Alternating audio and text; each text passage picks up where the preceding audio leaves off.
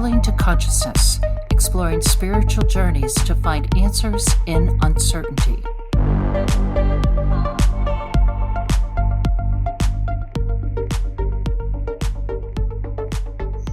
What is up, conscious monkeys? Welcome back to another episode of Traveling to Consciousness. As always, I'm your host, Clayton, Cuteri, and today's podcast is being recorded outside. So I don't know if you can hear any of the nature noises behind me or around me, but yeah, felt like switching it up today, so I'm coming to you live from outside.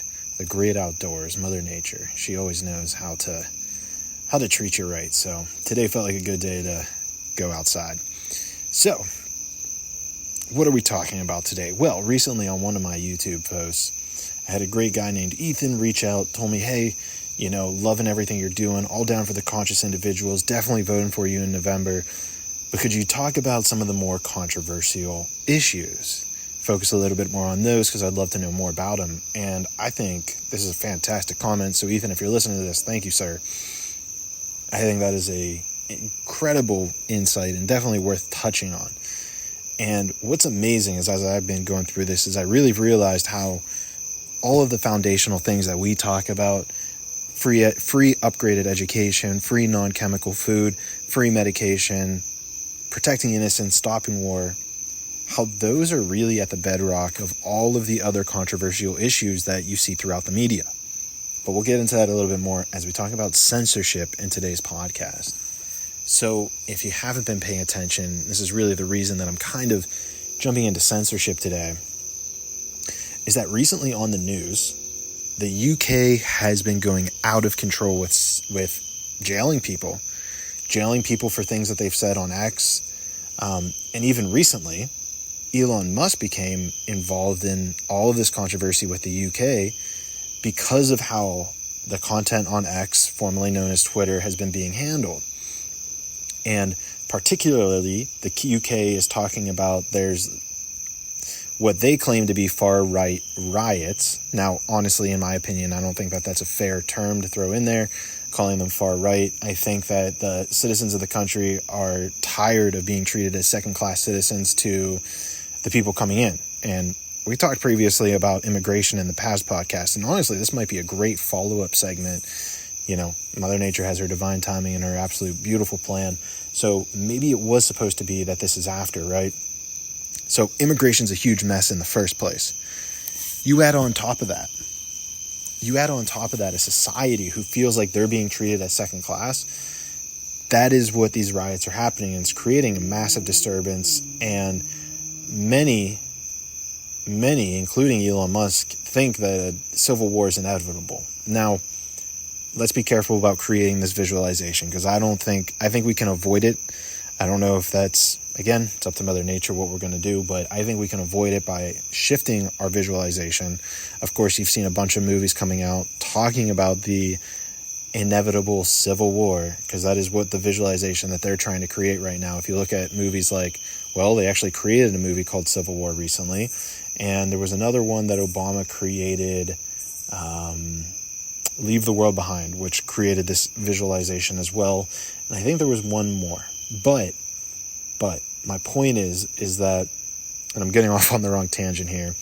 My point is that the UK is concerned. They're concerned that Musk is not appropriately moderating the content on X, and it is increasing the tensions, potentially inciting violence.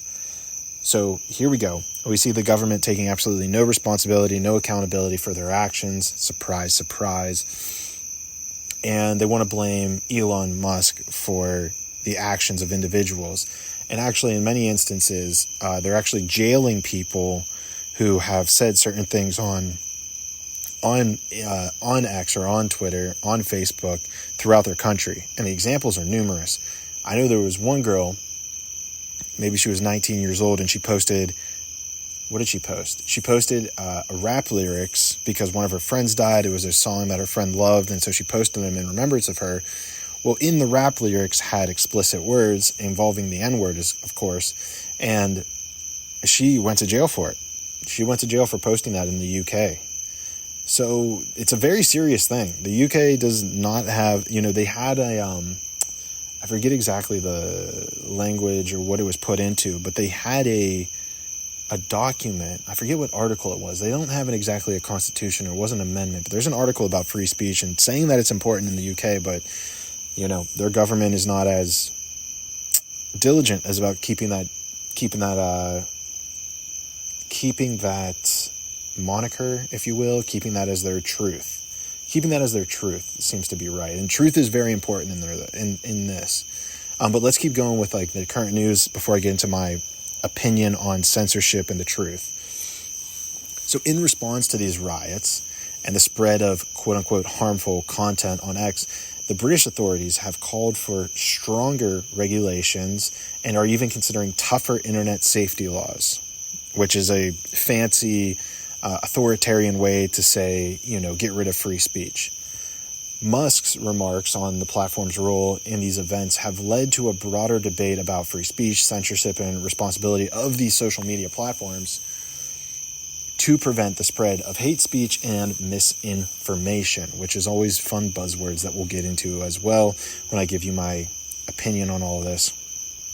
Now, some of the UK politicians are discussing the possibility of questioning Musk in Parliament.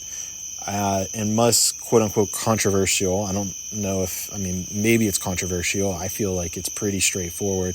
But we'll, again, get into that in a second here. Has also drawn praise from some political figures who view his approach as a defense of free speech, while others are accusing him of applying harmful content and undermining the social cohesion in the UK, which is hilarious because they're, go listen to my immigration podcast, which was yesterday. So that has been the tension point. And of course, Elon Musk had Trump on X, which also ignited, their fury. I think it got over 3 million views or something like that. Something crazy numbers, which is insane to think about for a live streaming event. But let's talk about the most important thing in the entire world. Because that's what this censorship is all about, is this most important thing, which is truth. You have to allow the truth to come out. You have to allow the truth to be known. Because when you have censorship, very often, and honestly far too often, it prevents truth from being heard, from being discussed. So limiting speech can lead to ignorance and the perpetuation of lies.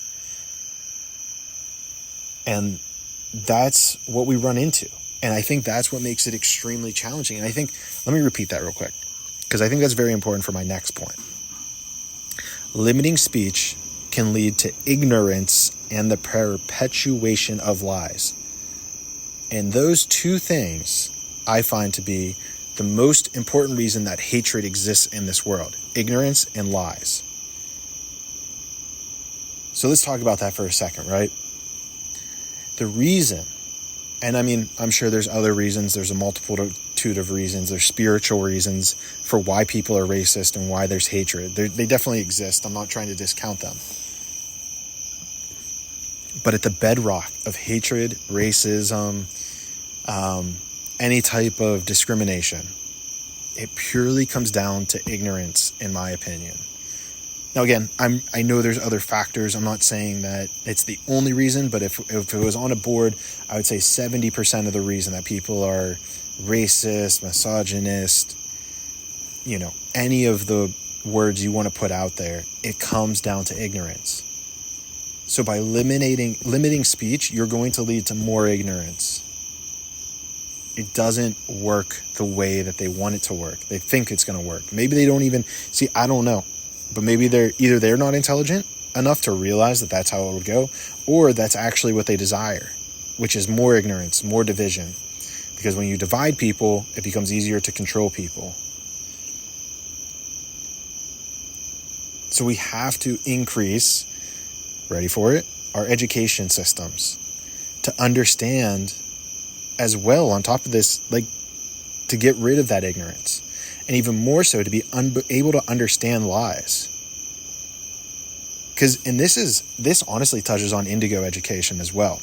This is one factor of indigo education, is to understand lying. Because if you can understand how to lie and how other people lie and the art of lying, then you can understand how to move forward. You can understand how to spot a lie. You'll be able to see through it. And that's why I've always taken this approach of authenticity, especially with this podcast. I mean, I know once we start teaching people, once American Congress Party gets into power and we start teaching people the art of lying, you will know how to spot a lie. And I know that might even be a controversial idea. But you have to teach people these things in order for them to defend it, to defend against it, to be able to be aware of it. And this will eliminate ignorance, which will make us a more inclusive, a more connected society. Because if I don't think that I can lie to someone, if I don't think I can get away with it, then I'm not going to do it. I think it's pretty simple. And on top of this, we should know who the ignorant people are. For so many reasons, right? Like, number one, I don't want to, if it's like, a neighbor or it's someone like in the community and they're shouting out racial slurs, like, I don't want to be associated with them. And even more so, we should know that they're ignorant. They need education. They clearly have, I don't know, whether it's trauma, whether it's misinformation, I don't know, but they need help, right? Like, I see that as a cry for help. And so we have to know who those people are. If we're being said that we can't help them, we can't know who they are, then you can't get them help. If you don't know who they are, then you can't help them. And I would take this one step further, and this is kind of where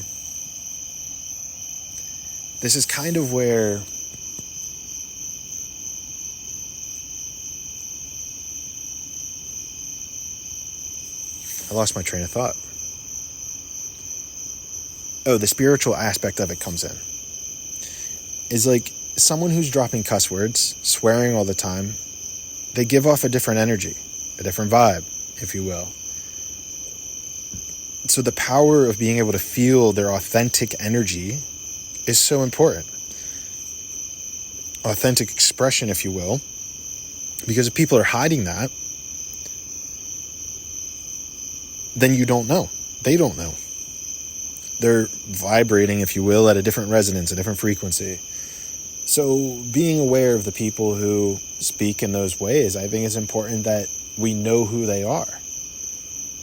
I think it's important to be aware of them. I think it's important to be able to correct them, to show them that this is not the appropriate way to move forward, if you will.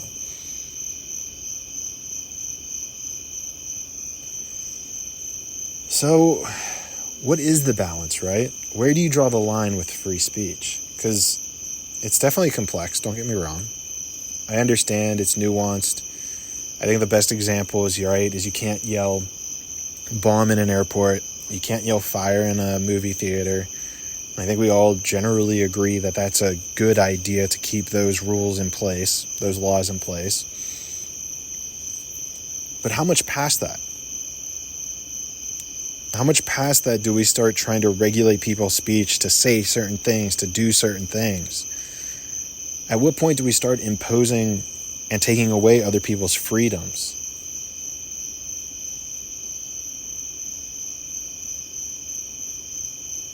So I think that we need to always be on the side of caution. We need to be on the side of letting people speak their truth. Whether we believe in what they're saying or not, I think it's very wise to stay on the side of letting people, if it's questionable, stay on the side of letting people speak their truth.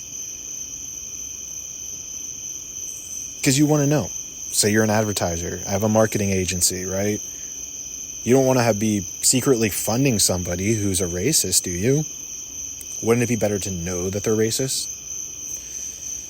And then you just don't fund them, you don't give them advertisement. And even more so from a technological standpoint, this is kind of our goal with Amara. If you don't know, I'm a part of a team owner in Amara, which is a social media app. We still just released V1, so we have a lot more versioning to release. V2 is going to be so insane. I'm so excited for it. We have some amazing updates coming in V2. But with V1, right, we don't have an algorithm in yet. And our algorithm will definitely be generally speaking, free speech, but we will skew it towards more positive, more inclusive language so that we don't have the hate speech, if you will, being the subject of discussion.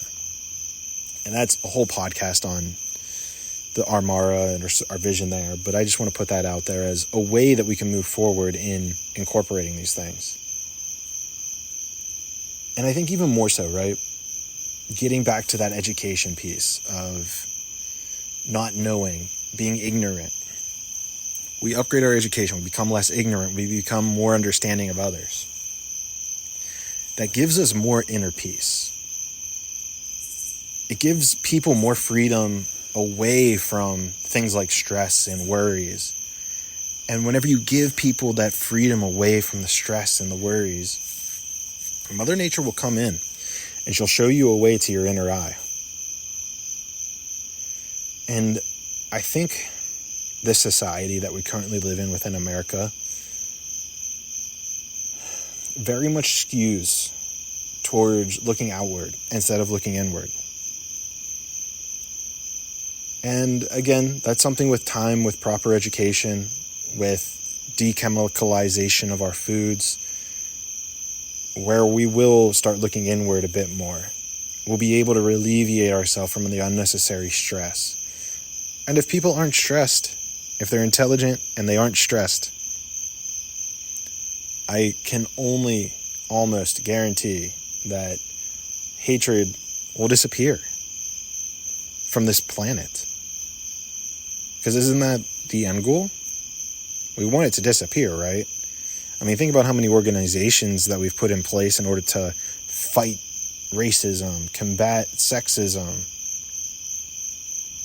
There's one thing that's wrong with that model, is that they run out of money whenever it disappears. So we've set up a very tricky situation there. I think homelessness in California is a perfect example, right? They've created $1 billion business off of homelessness. So if homelessness all disappeared by building them homes, there would no longer be money to funnel towards homelessness. Again, that's a part of my plan, American Congress Party's plan, which is to actually enact and spend that money on building homes, which would not only benefit homeless people, but it would benefit people with homes as well, or people who want to buy homes, because right now we have absolutely no affordability of housing due to the fact that large corporations are buying all the single family homes. So hopefully that at least gives you like some pieces of the puzzle, right? Reduce ignorance, let people speak freely. Censorship should be at an absolute minimum. Absolute minimum. And reduce stress. If you're intelligent and you're not stressed, there will be no hatred. What is there to be upset about? If you're not stressed, you're at peace with yourself, hatred will disappear, and we won't have to worry about these discussions in the future. You can bet on that. The only way that we get there, though, is by votes. Vote American Congress Party. Engage on Amara. These are simple, free ways you can get involved. Change your political affiliation. If you're a voter, change your voter registration to American Congress Party. These are the simplest and freest ways that you can actualize these realities. Because I'm just one person. I'm just one person sitting outside on my phone telling you how great of a world we could live in. It's going to take all of us. It's going to take all of us to do what needs to be done in order to live in the new world, in the free world, in the peaceful world.